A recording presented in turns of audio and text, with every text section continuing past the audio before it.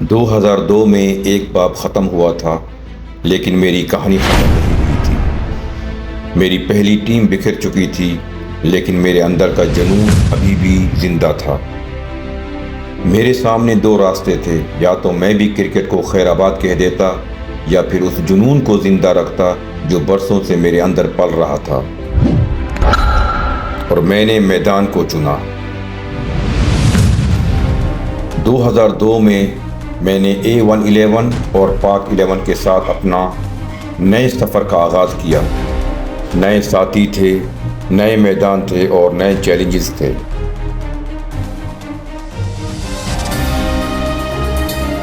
لیکن ایک چیز وہی تھی، میری محنت، میرا جذبہ اور میرا جنون۔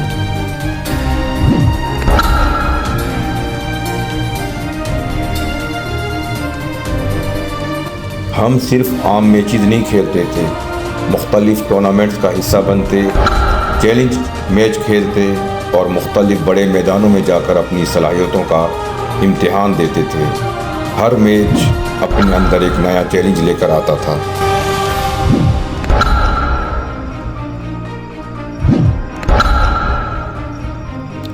دن کی تپتی گرمی ہو یا رات کی روشنیاں، ہم کرکٹ کے لیے ہر وقت تیار رہتے تھے۔ کبھی ٹورنامنٹ، کبھی چیلنج میچ، کبھی کسی نئے میدان کا امتحان، لیکن ہر جگہ ایک ہی کوشش ہوتی تھی، اپنی ٹیم کے لیے کچھ ایسا کرنا جو میچ کا رخ بدل دے۔ 2002 میں جب میری پہلی ٹیم بکھری تو شاید کسی کو اندازہ نہیں تھا کہ میرے کیریئر کا سب سے خطرناک اور سب سے خوبصورت دور اب شروع ہونے والا ہے۔ اور پھر میری بیٹنگ نے ایک نیا روپ اختیار کیا۔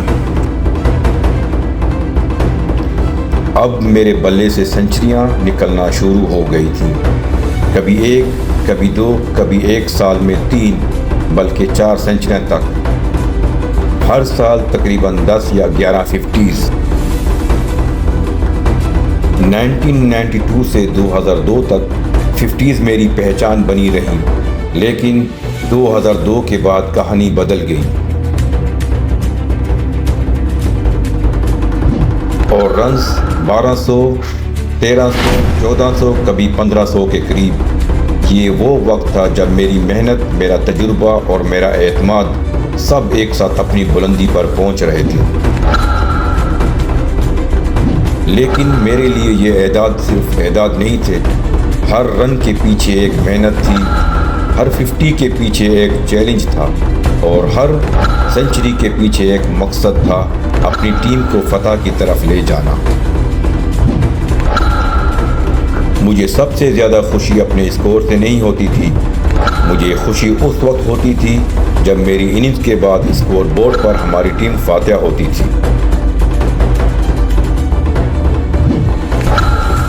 2002 سے 2007 تک تقریباً 182 میچز، 8320 رنز، 63 50s اور 18 سنچریاں۔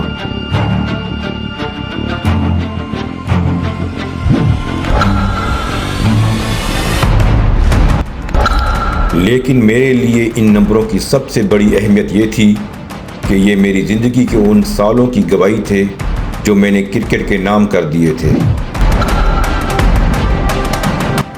لیکن کرکٹ کا سفر کبھی ایک جیسا نہیں رہتا۔ 2007 میں ایک بار پھر وہ وقت آیا جب ٹیمیں بکھر گئیں۔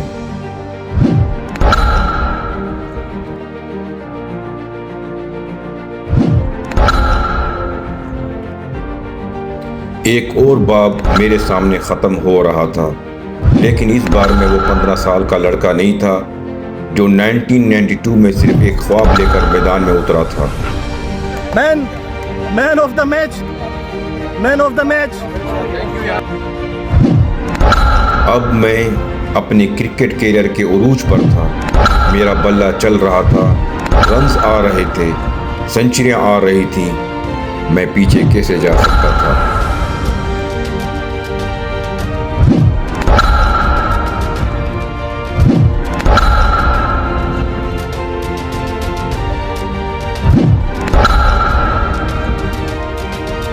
میں رکنے کے لیے نہیں بنا تھا۔ ٹیم بدل سکتی تھی، میدان بدل سکتا تھا، ساتھی بدل سکتے تھے لیکن میرا جنون نہیں بدل سکتا تھا۔